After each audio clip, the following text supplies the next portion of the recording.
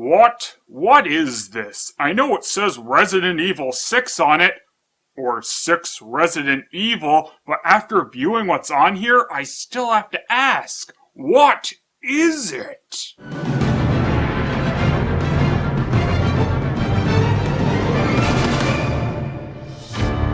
Resident Evil 6.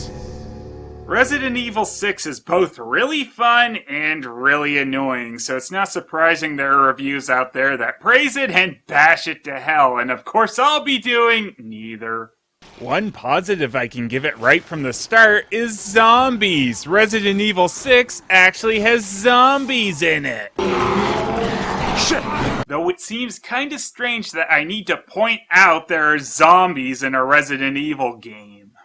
Zombies, however, are not the only enemy in this game. In fact, you won't even fight them at all during Chris's campaign. The other enemies are C virus infectees. So we've had T, G, and C viruses, huh? Well, I guess we still got D, E, P, and Z viruses to come. And I'm assuming that the V virus was the Veronica virus. I mean, otherwise that's the loser virus. A loser virus sandwich. The C-virus infected have more intelligence, so they'll actually fight with weapons, and some upon damage mutate. You know, kinda like someone with a plaga in them. So basically, we got plagas again without actually having plagas. C-virus infectees' body temperatures elevate upon damage, of course being up to the point where they nicely burn up upon death, making the game not have to remember where their bodies are. Though, for the system's memory's sake, I suppose it makes sense, as a lot of areas will constantly spawn enemies until you move on. So, you know, for the same reason, zombies melt. Like Resident Evil 5, 6's controls feel pretty similar to Resident Evil 4's with the same over-the-shoulder view. But Leon's scenario is the one that felt most like Resident Evil 4 because despite having the same controls, there is a different feel to everyone's scenario in this game, particularly Chris's. And fuck Chris's campaign! Like Resident Evil 5, most of this game is spent with a partner. Leon is teamed up with the Secret Service agent Helena. Chris is teamed up with another soldier from his group, the BSAA Piers. Sherry Birkin, the little girl from Resident Evil 2, who has grown up now and become an agent with Jello physics, which just seems all kinds of wrong. Teams up with Jake Mueller, Albert Wesker's son, a fact he discovers during the events of the game. And Ada teams up with no one. Hers is the only single-player only scenario. And if you were playing this game by yourself anyway, it doesn't change a whole lot up, just there are no doors that you need to wait for your partner before opening. I didn't end up playing Resident Evil 6 with anyone, but I did play through 5 with a friend, and these games are kinda similar, so despite what you think of the Resident Evil series at this point, these are fun co-op multiplayers. And thanks to some of the changes in 6, I think it fares a bit better than 5 would for single player, and the computer partner is fine. Most of the time, anyway. I did run into a couple times where I had to run back and grab my partner after getting to a partner need to open door because they were apparently running into a corner or something. Hurry up! Yeah, I know! Piers! Yeah, I know! Hurry up! You don't have to tell me twice! Oh, and my computer partner decided one time that they had something better to do and didn't grab me in time, making me die.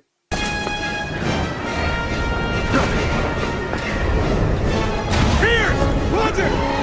Over here! Chris! What do you think of that, sucker? Quiet, he'll hear you.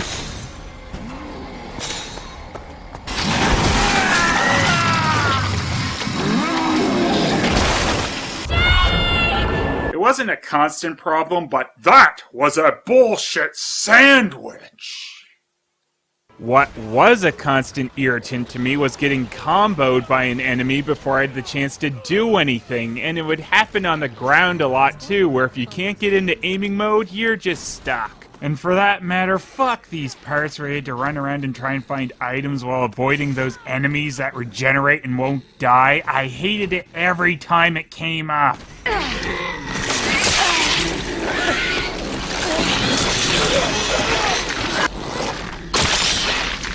Another constant irritant was trying to make precise movements. When you're right beside something you need to click on to move on, I found my character running past it over and over. The only parts of the game where you walk slowly are scripted parts of the game, and those are actually just really annoying because there's no point to it and you just want to run again. Other problems with just moving around was the camera, as sometimes it'd swing around in a way you didn't want, and there were a few parts with a fixed camera that just felt wrong and you'd end up running all over the place before getting your bearings again. Same thing went with trying to take aim while under cover. In fact, it felt so bad I almost never used it.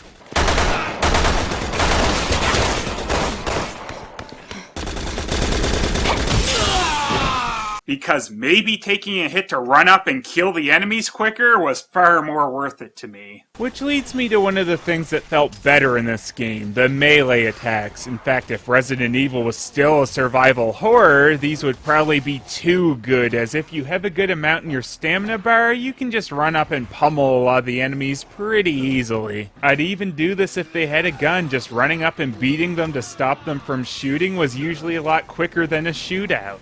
Also, the dazed and stealth attacks you perform are pretty fun. Some of the zombies even have convenient weapons hanging off them to grab.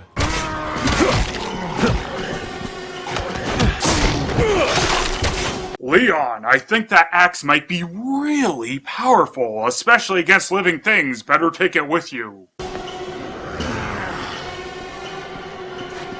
Or not. That's cool. Whatever. And like I'd mentioned, these combat mechanics might be a problem if this game was more of a survival horror, but of course, following the trend going from 4, it's not, and I really miss the more survival horror aspects of this series. It's like I said about Resident Evil 5, these games are still fun, but they really don't feel like Resident Evil anymore. Resident Evil 6, for the most part, feels very linear, as you often just follow a path to your next waypoint, and because it's set up that way, I often found myself just making a mad dash towards the next point instead of fighting, as it would be a lot quicker and the better way to go, usually. And while Resident Evil 4 kind of set the trend for the more action-y take on the series, I wish they could at least go back to Resident Evil 4 in terms of feeling like a survival horror. And in terms of locations and feel, Leon's scenario captures this the best in 6, while Chris's captures it the absolute worst. As I stated ever so eloquently earlier, fuck Chris's campaign! Because the C-Virus infectees, or Javo as their nickname, maintain control, they can do things like fire weapons, and that's who Chris is up against the majority of his story, and it ends up feeling more like an army-type game instead of Resident Evil for the most part. I got so annoyed with Chris's campaign, I found myself just rushing through it to get it over with. At least in the Ada and Sherry scenarios, their little twist on the gameplay was some stealth moments, which helped to slow things down a little and gave it a bit better feel. Particularly in Sherry and Jake needing to avoid the almost indestructible creature Ustanak. It felt a lot more along survival horror lines and reminded me of Jill trying to escape Nemesis in 3. One of the other aspects of the game is... Whoa! It's quick time events. I'm not really fond of quick time events unless the action need to be performed feels intuitive, and some of the ones in this game are just confusing about what they actually want you to do, like whether to hold or constantly press a button. If you don't want to have to deal with them though, you can shut the majority of them off during cutscenes if you choose the amateur difficulty, so at least that option is there. And speaking of not knowing what to do, this game will sometimes throw things at you without really telling you what to do, and then you just end up wasting time, and it's not a fun challenge to try and figure out. It's just annoying. There's a spot during the last boss fight with Leon where I wasted a lot of time because they specifically mentioned it was trying to cover its face, and I thought I was supposed to try and hit it in its face when it would be slightly revealed, until finding out I was supposed to be shooting it where its legs are attached. And in a spot where Chris and Sherry's teams meet up, there's a giant boss you need to pull some machinery out to hit its weak point, and I had no idea you need to hop over to it by a ledge, and ended up killing it just by shooting it a lot. Luckily, by the time this came up in Sherry's campaign, I tried it the correct way. There's also a few points in the game where it gives you a split second to perform the right action or you die. The checkpoints are never far off at least, but it's annoying when it feels like you've performed the action required yet are stuck doing it over again. Now for another positive, I love the way the stories all connect in this game. You run into every other character during one of the scenario's playthroughs, and you get to see it from the other person's view during their game. Is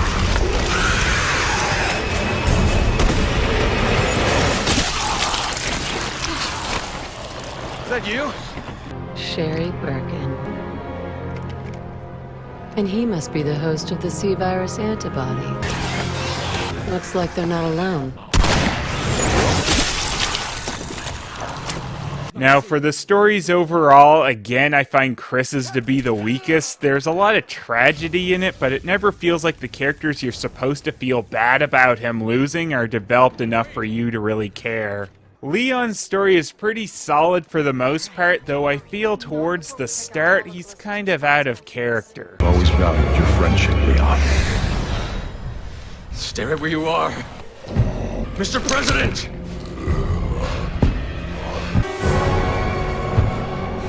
Don't make me do this. This is Leon. He knows better than anyone that once they're turned, it's over, and just because it's the president, he almost gets Helena bitten. There's even a moment where he wants to go save some idiots already getting bitten when he knows it would be too late. This scene's especially weird just coming off Damnation, where Leon acted the exact opposite in these situations. Luckily, though, that's just towards the beginning, and he feels more in character afterwards. Helena, though, kinda gets the shaft on development, I felt. The story with the best actual character development was Sherry and Jake's. Wesker's son Jake was someone I was actually worried after just getting a few glimpses of him during other people's stories that he'd just be someone with a chip on his shoulder and be annoying, but he actually develops pretty well. And teaming him up with Sherry Birkin was a good move, as her father, William Birkin, was who developed the G virus and turned into a monster as well, so it gives them common ground. Though anyone else find that Sherry grew up into a blonde Rebecca? Oh, I can't believe it! I enjoyed Ada's story as well, but there are clearly two Adas in this game, as people will see her 1 second wearing this and then another second this, yet no one ever comments on it. It seems especially silly when Leon even sees the birth tape of her doppelganger. And that's not spoilers, unless you're as unobservant as them. Overall, though, I can say I had fun with this title. I would, of course, like to see the series return at least a little back to its survival horror roots, but at least parts of this game captured it a bit better than 5, and of course others way worse. And there is a lot of content in this game, with 4 different story modes to go through, being around 4 hours each, so you get plenty of gameplay. It's not the best, but it's also not the worst. If you liked Resident Evil 4, there's a bit for you here. And if you liked Resident Evil 5, well then, yeah. But personally, I'd like to see another Resident Evil executed like the remake.